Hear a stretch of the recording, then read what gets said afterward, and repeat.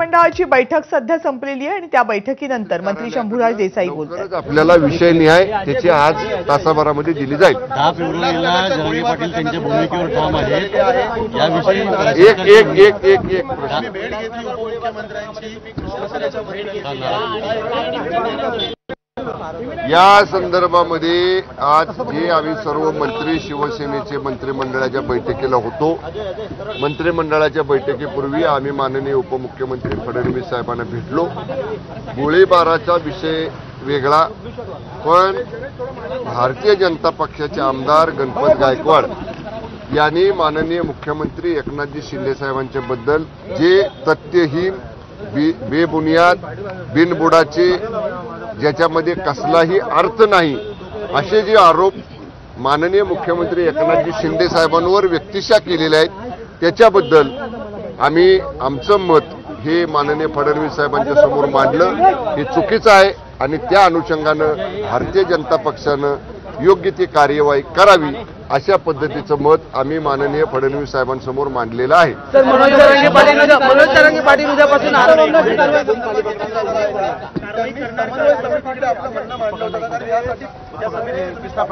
समन्वय समितीच्या नियमित बैठका होत असतात। मध्यंतरीच्या काळात समन्वय समितीच्या बैठका काही कारणामुळे होऊ शकलेल्या नाहीत, परंतु आज माननीय शिंदे साहेब, फडणवीस साहेब आणि अजितदादा हे तिघे ह्या 2 दिवसामध्ये बसतील आणि नियमित समन्वय समितीच्या बैठका कशा प्रकारे घ्याव्यात या बाबतीतलं पुढचं सगळं धोरण हे तिघजण बसून ठरवतील। त्याप्रमाणे समन्वय समितीला ते कळवतील, त्याप्रमाणे समन्वय समितीच्या नियमित बैठका इथनं पुढे होतील।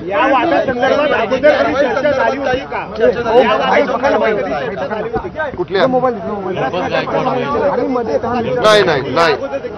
नाही या संदर्भामध्ये मी सांगतो ना, मी समन्वय समितीचा सुद्धा सदस्य आहे आणि गणपत गायकवाड आमदार ज्या जिल्ह्यातनं येतात त्या जिल्ह्याचा मी पालकमंत्री आहे। या 1.5 वर्षामध्ये एकदा सुद्धा कधी आमदार गणपत गायकवाडांनी माझ्याकडे हा विषय मांडला नाही किंवा समन्वय समितीच्या बैठकीमध्ये सुद्धा या विषयावर यापूर्वी कधी चर्चा झाली नाही। हा जो विषय आमदार गणपत गायकवाडांनी माननीय मुख्यमंत्र्यांवर टीका करण्याचा केला, आरोप करण्याचा केला, तो पहिल्यांदाच त्यांनी काल केलेला आहे।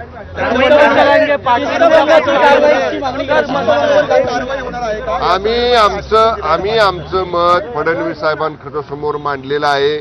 निश्चितपणे आमच्या मताची योग्य दखल फडणवीस साहेब घेतील। सर, मनोज जरांगे पाटील आंदोलनाला बसणार आणि 10 तारखेला पुन्हा एकदा मोठं आंदोलन करण्याचा प्रयत्न। मनोज जरांगे पाटलांची जी भूमिका आहे, आता त्यांचा प्रश्न सुटलेला आहे।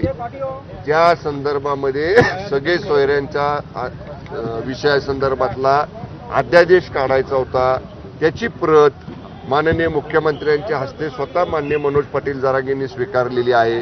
त्यामुळे आता त्यांना आंदोलन करण्याची आवश्यकता नसावी असं माझं मत आहे। काढल्यानंतर त्याची पुढची प्रक्रिया ही निश्चितपणे राज्य सरकार करणार आहे।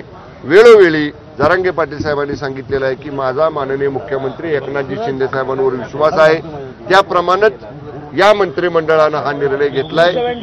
हे मंत्रिमंडळ या संदर्भामध्ये सगळ्या सोयऱ्यांचा अध्यादेश काढलाय, त्या बाबतीतला जे काही निर्णय घ्यायचा आहे तो येणाऱ्या अधिवेशनामध्ये घेईल।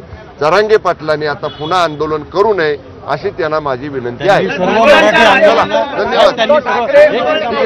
त्यांनी सर्व मराठा आमदारांना विनंती केली आहे की सर्वांनी एकत्रित यावं आणि आता आपली भूमिका मांडावी। त्यांनी आता मराठा आंदोलनाच्या संदर्भात सगळे विषय सकारात्मकपणे सुटलेले आहेत। परत आंदोलन करण्याची भूमिका त्यांनी घेऊ नये। सरकार या बाबतीत सकारात्मक आहे। सरकार या बाबतीत जे शब्द दिलाय, जे आश्वासन दिलंय त्याची पूर्तता करण्यासाठी सरकारी यंत्रणा सतर्क आहे। त्या बाबतीतनं आमची कार्यवाही सुरू आहे।